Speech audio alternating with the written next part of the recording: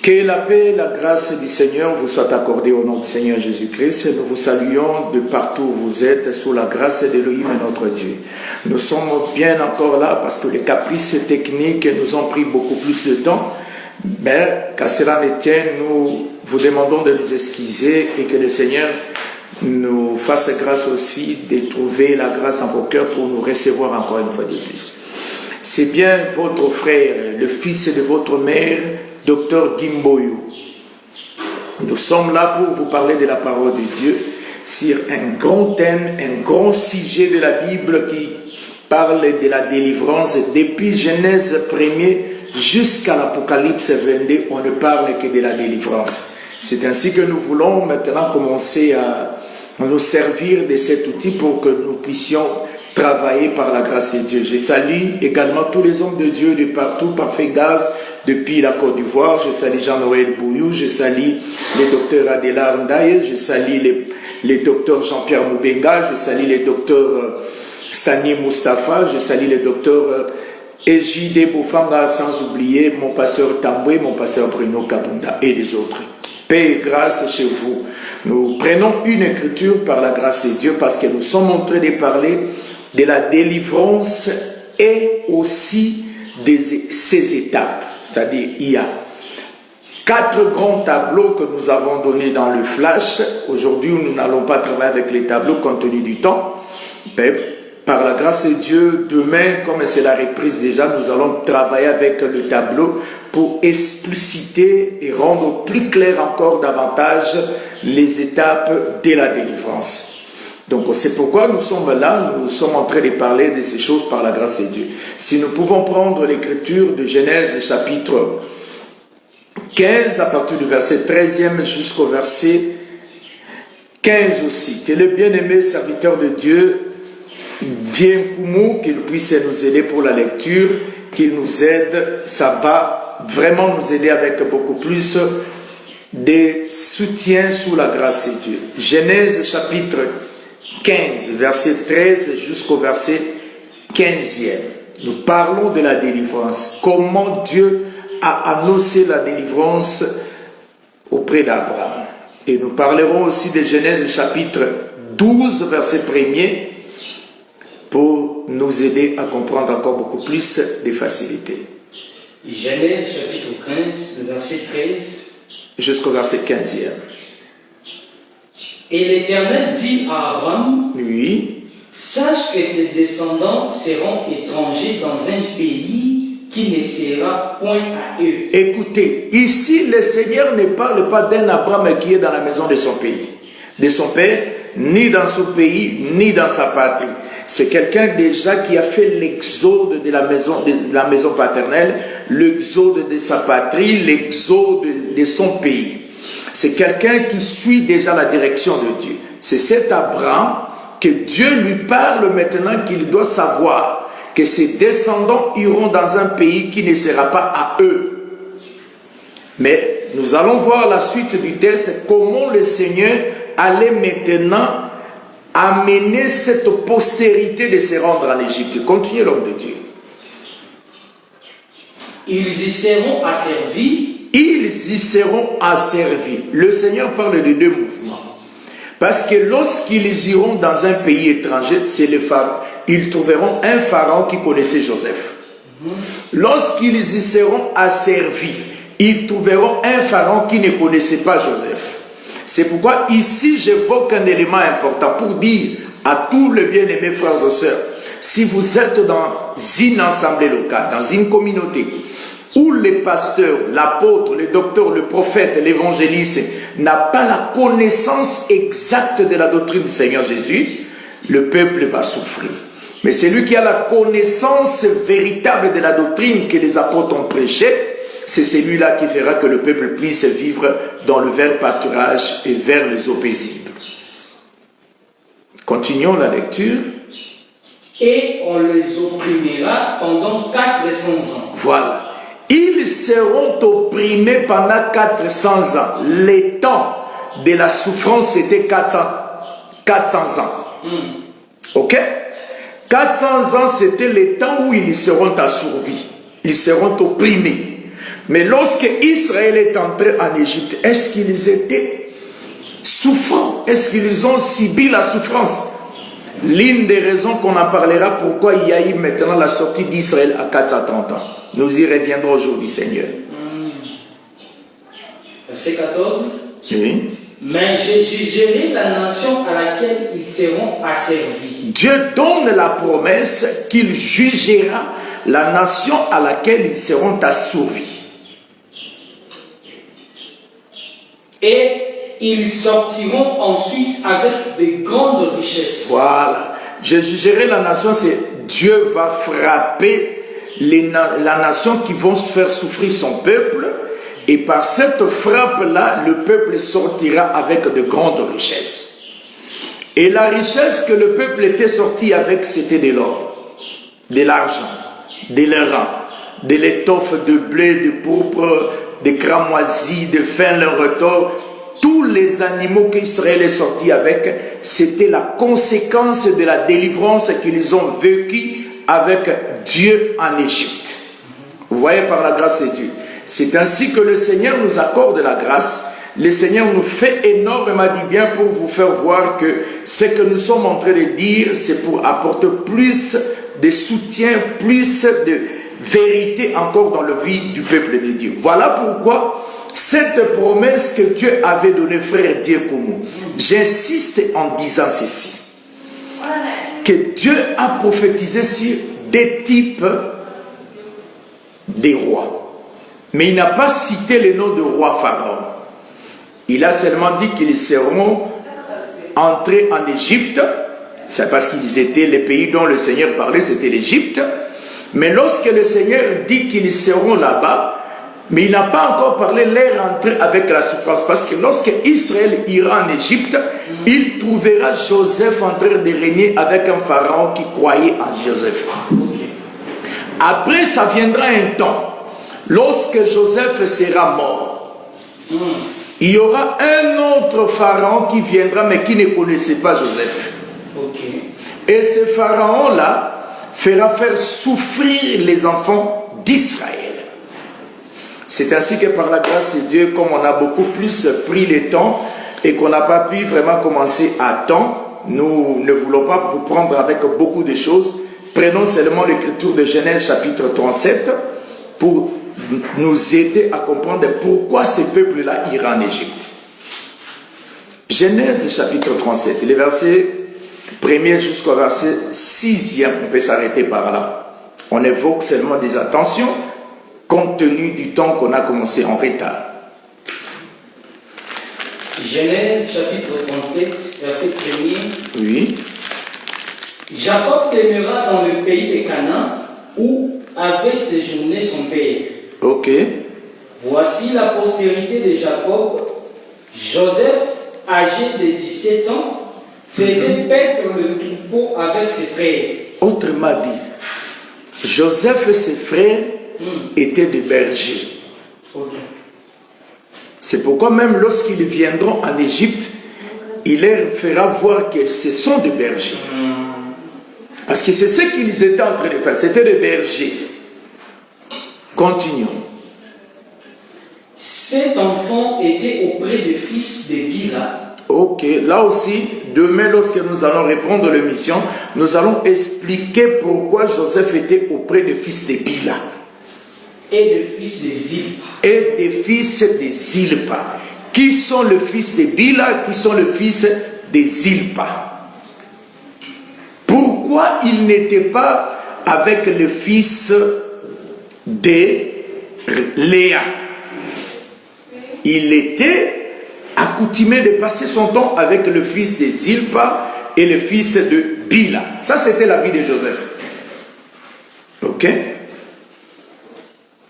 Et Joseph rapportait à leur père leurs mauvais propos. Ah, donc, Joseph faisait le travail du rapporteur de la vie de ses frères. Continuons. Israël aimait Joseph plus que tous ses autres fils. Israël, c'est Jacob. Okay. Il aimait Joseph plus que ses autres fils. Que Dieu vous bénisse. Donc comprenons par là que l'amour de Jacob était sur Joseph. C'est exactement, l'amour du père n'était pas parmi les 10 premiers fils de Sinaï. Parce que les 10 premiers fils de Sinaï, ce sont les 10 commandements. Mais lorsque Jésus-Christ est arrivé, c'était lui l'affection du Père. C'est pourquoi dans Matthieu chapitre 3 au verset 17e, l'Écriture dira: celui-ci est mon fils bien-aimé, en qui j'ai mis toute mon affection. Frère, dis attention, lorsque l'Écriture dit toute mon affection, cela veut tout simplement dire que Jésus-Christ était l'arche là où il y avait tous les 10 commandements. Toute l'affection veut tout simplement dire qu'il avait l'amour de Dieu et l'amour du prochain. C'est ça, toute l'affection. Parce que lorsque Exode 22, verset 1er à 2, l'Écriture dit que le Seigneur donna à Moïse toutes ses paroles. Toutes ces paroles veulent tout simplement dire les 10 commandements. À ne pas confondre avec les ordonnances. Parce qu'il y a un bien-aimé très courageux, que je préfère bien citer son nom parce que c'est mon petit que j'aime beaucoup, le prophète Placide Massessé, qui fait des débats avec les musulmans, mais je vais récupérer ce manteau de combattre l'islam, mais qui n'est pas la religion de Dieu. Je vais récupérer parce qu'il est en train de faire la déviation. Parce que même les Corans, s'il y avait des points difficiles, frère Lawson Solo, les musulmans, les imams, s'ils ont des complications sur leurs livres saints, leur Dieu Allah leur avait instruit d'aller consulter les livres des chrétiens. Maintenant, si vous avez des difficultés, vous devez consulter notre livre. C'est ce qui prouve à suffisance que votre livre n'a pas assez d'informations sur le salut. Ouais, donc si quelqu'un est en islam, qu'il comprenne d'abord que leur prophète est né dans les péchés. D'ailleurs, lui-même, il a dit dans Sourate, il a reconnu son péché, il a reconnu ses forfaits, mais Jésus-Christ est né avec une femme d'abord qui est vierge, et cette femme est restée aussi vierge jusqu'à sa mort. Marie et Joseph n'ont jamais eu des enfants après la naissance de Jésus. Il faut que les gens lisent bien la Bible. Dans la Bible, il y avait 3 Maries. Il y avait Marie, la sœur de Lazare, il y avait Marie, cousine de Marie, mère de Jésus. Elles sont nées ensemble. Ils ont eu des fils. Tous les frères de Jésus qu'on parle là et des sœurs là, ce sont des cousines de Jésus et des cousins de Jésus. Maintenant, tellement que les gens ont vu que les frères de Jésus, ils ont cru que c'était les fils et les sœurs que Marie a eu avec Joseph. Ça, il faut vérifier les Écritures. Nous allons venir pour parler de ça avec beaucoup de certitude. Vous savez que si Marie a eu des enfants encore avec Joseph, ça allait perdre l'essence d'appeler Jésus le fils unique. Vous voyez? Donc, il ne pouvait pas être le fils unique.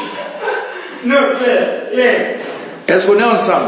Donc, c'est par rapport à ça que nous sommes en train de chercher un peu à donner plus de détails, plus de lumière sur ça. C'est ainsi qu'il est le fils unique du Père. Et il était aussi le fils unique de la mère. Vous voyez?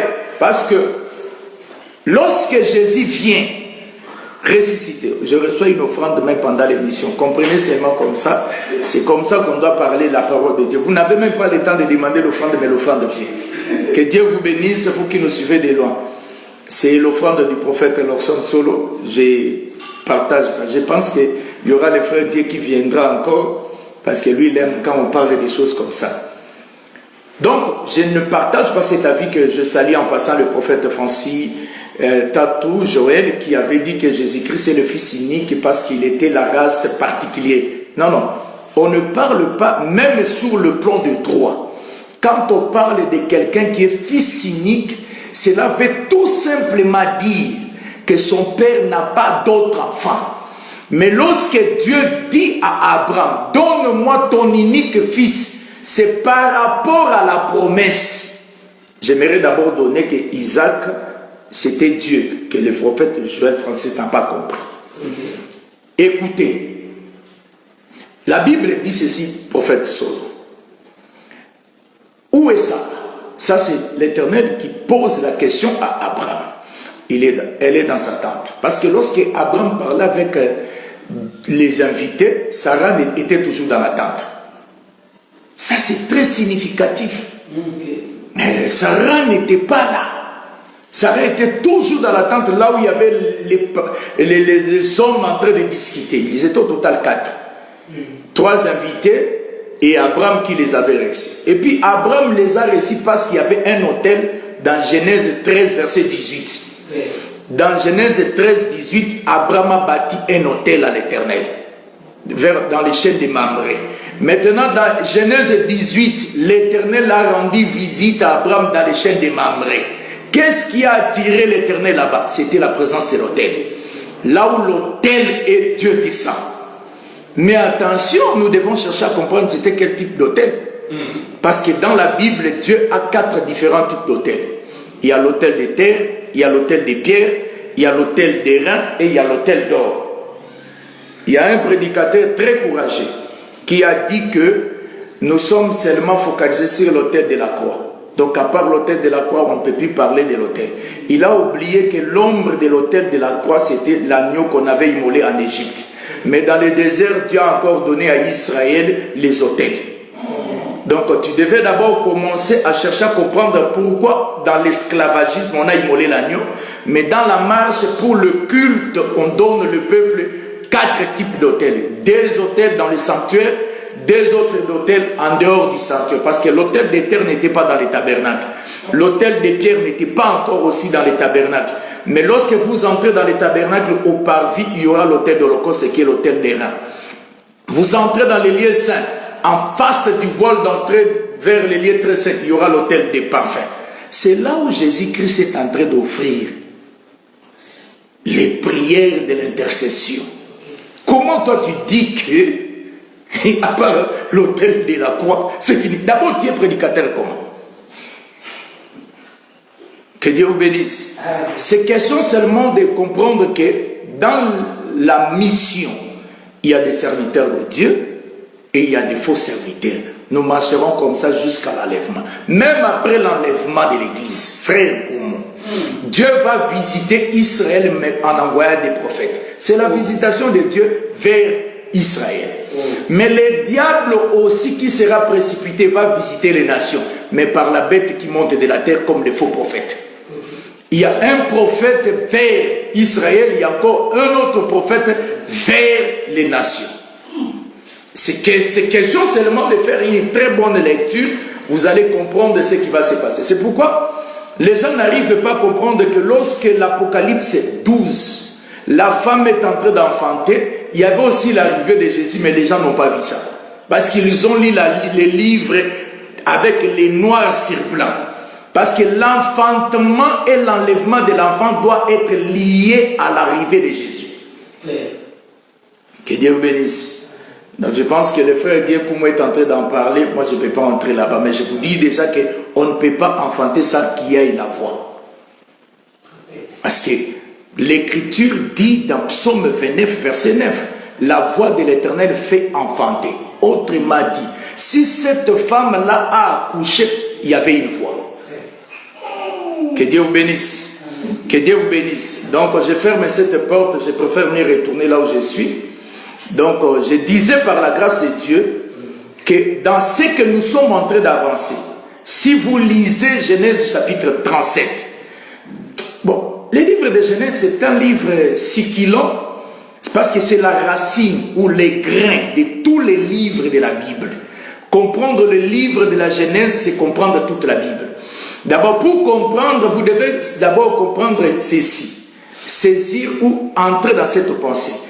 La Bible a commencé par un livre qui est bourré de visions. Et la Bible se termine encore par un livre qui est aussi bourré de visions, qui est l'Apocalypse. Parce que Genèse, toutes les histoires qu'on est en train de raconter dans Genèse, c'est la vision. Moïse n'était pas là. Il a vu Abraham, il a vu les Joseph. C'était la vision. Mais il y a un courageux qui dit que dans Genèse 11, Genèse 12, on devait placer les livres de Job là. Bon, il devait d'abord faire des recherches encore.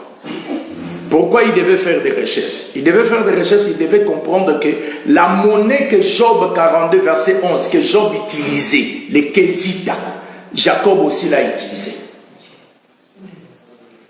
Parce que le pays de Hit, là où Job habitait, c'était le pays d'Édom, d'Ésaü. C'est-à-dire, même Ésaü a existé avant Job. Jacob a existé avant Job. C'est-à-dire, il faut maintenant voir maintenant dans cette trace-là. Et puis la première des choses, comme c'est un docteur, il devait d'abord au préalable chercher à comprendre pourquoi avant que Dieu commence à utiliser le peuple, Dieu utilisait d'abord individuellement la personne. C'est pour marquer les signes que le salut est individuel. Mais lorsqu'on devait maintenant... C'est pourquoi les gens ne comprennent pas qu'Israël n'est pas sorti comme tout un peuple. Quand on parle de tout un peuple, c'est parce que Dieu parlait sur la terre. Mais lorsque Dieu est au sommet de la montagne, il dit, va dire à Pharaon de libérer mon fils. Ouais. Or, le fils là qu'on doit libérer aura des mélanges. Il y aura les hommes vivants et il y aura les os de Joseph, c'est-à-dire les morts. En d'autres termes, prophète Lawson, il y aura les fils là de l'Apocalypse 12, qui aura une partie les morts en Christ, une partie les vivants en Christ qui vont aller. Que Dieu vous bénisse. Donc c'est un peu dans ce sens ici que les gens n'ont pas compris pourquoi Israël est en train de sortir sur la terre. Que Dieu nous fasse grâce pour que nous continuions à parler. Bon, comprenez qu'il y a des serviteurs de Dieu qui sont avec moi ici. Donc, je vais recommencer la vidéo. Le frère Dieu est venu. Ouais, j'avais dit qu'il viendra. Que Dieu vous bénisse. Donc, nous sommes là. C'est ainsi que, dans Genèse chapitre 10, vous allez remarquer quoi? Dieu est en train de parler de son peuple après le déluge. C'est comme mon précieux docteur que j'aime beaucoup, le docteur David Kateba. Je l'aime beaucoup, il parle un bon français. D'ailleurs, si on devait parler de un prédicateur, un enseignant qui parle bien en français, moi, pourquoi mon humble avis, je dirais, David Kateba est éloquent. Mais il a confondu la langue française avec le langage de Dieu. Sur la postérité des Caïens qui étaient intelligents, les descendants de Caïn par les mecs a eu 2 femmes. L'une de ces 2 femmes a engendré des enfants qui étaient des artistes, etc. Maintenant, le docteur a dit ceci. Il a dit que Dieu ne pouvait pas tuer Caïn parce que toute l'industrie de la musique qu'on a aujourd'hui, on ne pouvait pas voir ça, qui est faux. Le docteur a oublié qu'il y avait la présence de la pluie du déluge qui avait ravagé toute la terre. C'est Noé et sa postérité qui étaient restés. D'où vient maintenant la connaissance de la musique que nous avons aujourd'hui? Parce que toute la race des Caïens était détruite par les eaux du déluge. Les survivants de toute la terre, c'était Noé et sa famille. C'est pourquoi vous allez remarquer dans Exode maintenant, il viendra un temps où le Seigneur donnera l'intelligence à Oliab et à Betsaël. Mais leur intelligence de faire les instruments de musique, c'était poussé par l'Esprit de Dieu. Est-ce que les instruments de musique de la postérité de Caïn, c'était poussé par l'Esprit de Dieu? Docteur David Kateba, je vous aime beaucoup, je vous salue en passant par cela. Je récupère un peu ce que le précieux docteur est en train de parler au sujet de Job. Job, c'est un bon frère. Vous savez, si on doit vérifier beaucoup de choses, d'abord, Adam lui-même était sacrificateur. Les gens n'ont pas compris ça. Parce que l'Écriture dit ça, c'est le prophète et apôtre Jésus-Christ. Vous êtes sans ignorer que Jésus-Christ réunissait tous les 5 dons ministériels en lui. Amen. Dans Jean 3, verset 2-3, il était docteur. Dans Jean 7, il était prophète. Jean dit, il est pasteur. Dans Luc 8, 1, il est évangéliste. Dans Hébreux chapitre 3, 1, il est apôtre. Donc tous ces 5 dons ministériels s'est trouvé en Jésus. C'est pourquoi si on l'avait dérobé dans Acte 1, verset 9, c'est pour restituer maintenant la valeur du bœuf qu'on avait pris. Parce que le bœuf, c'est les serviteurs selon l'apôtre Paul dans 1 Corinthiens chapitre 9, verset 9 à 10. Donc, il a été dérobé comme un serviteur. Il fallait maintenant que l'annuaire puisse restituer à l'église 5 bœufs. En d'autres termes, un prédicateur, c'est Jésus qui continue à marcher avec les enfants de Dieu. Est-ce qu'on se fait comprendre? Je donne un exemple. Les États-Unis par rapport à la RDC, c'est trop loin. C'est trop loin. Mais les États-Unis est aussi en RDC. Vous savez ça, non? Par son ambassade. Jésus-Christ est au ciel. Mais Jésus-Christ est ici aussi. Par ses ambassadeurs qui sont des ministres. C'est pourquoi l'apôtre Paul peut dire, nous sommes ambassadeurs de Christ. C'est-à-dire, si vous voulez voir Christ, regardez ses serviteurs. Mais je ne parle pas des serviteurs de manière générale. Je parle de ceux qui ont reçu l'appel authentique. Qui sont serviteurs de Dieu. C'est ainsi que pour comprendre qui est le serviteur de Dieu qui doit faire les services de la délivrance, vérifier ces 4 choses, frère Diekoum. Il faut vérifier, 1, si ce serviteur-là a la mâchoire. 2, si le serviteur a l'épaule. 3, si le serviteur a l'estomac.